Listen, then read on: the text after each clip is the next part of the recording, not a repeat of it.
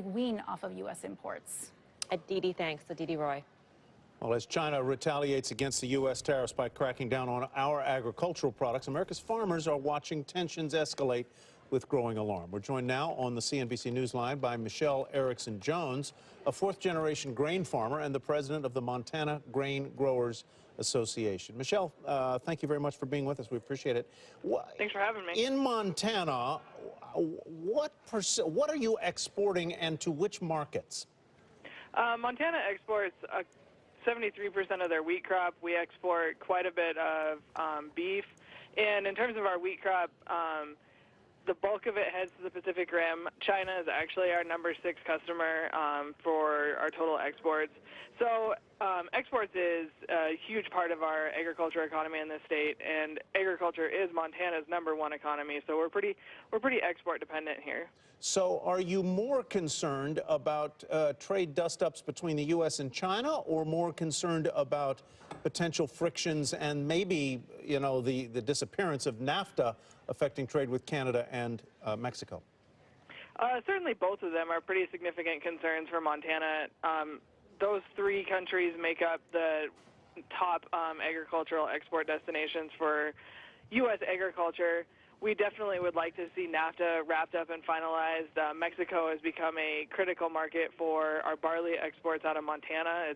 That's our #1 customer. It's also a critical market for U.S. wheat exports. That is our #1 customer for U.S. wheat nationwide. And so there's certainly agreements that we would definitely like to see NAFTA finalized and to get back to the negotiation table with China and see if we can iron out some of our differences and improve our trade relationship.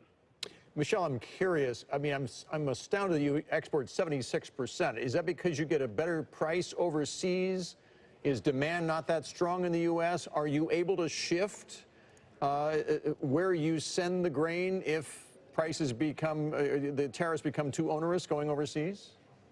Well, we definitely depend on our global markets. The domestic demand for wheat has stabilized in recent years, but we certainly produce far more wheat than we consume domestically.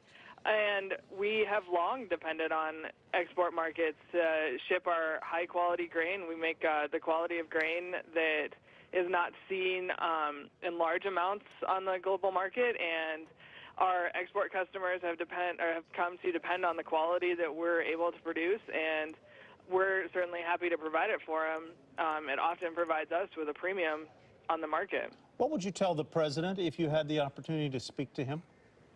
I would say, Mr. President, we in agriculture have been satisfied and pleased with your efforts to get done tax reform and some of the regulatory rollbacks. Those have been essential for the agricultural economy, but we would certainly like to see us get back to the negotiating table, finalize NAFTA, pursue new trade agreements, and open up some more global markets for agriculture across the nation and in Montana specifically, and to back away from some of the tariffs and some of the more risky policies for our agricultural economics.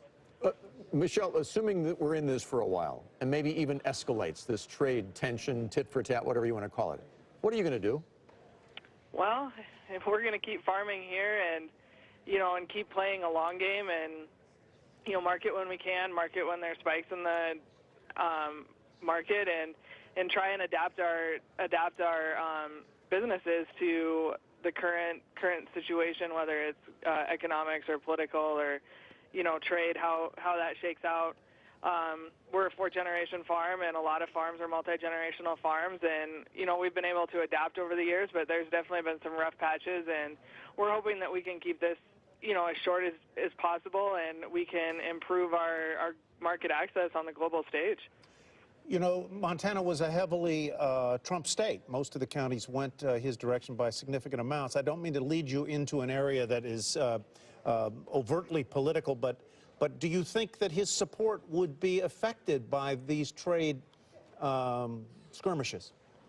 Well, you certainly see that in whether it's this administration or past administration, economics eventually lead into changes in political support. I can't speak to anyone else But I think right now he maintains support, like I said, for the great things that he's done in tax reform and some of the regulatory rollbacks, and we're just hoping that we will be able to finalize the trade issues and get back to trading as normal. And as long as the administration is successful, then farmers can be successful. So that's all we can hope for. Michelle, thank you very much for being with us. Enjoyed talking to you. Michelle Erickson-Jones of the Montana Grain Growers Association.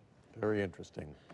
Shares of Biogen soaring today on positive results by one of its Alzheimer's drugs in testing. Could this be a breakthrough? A lot of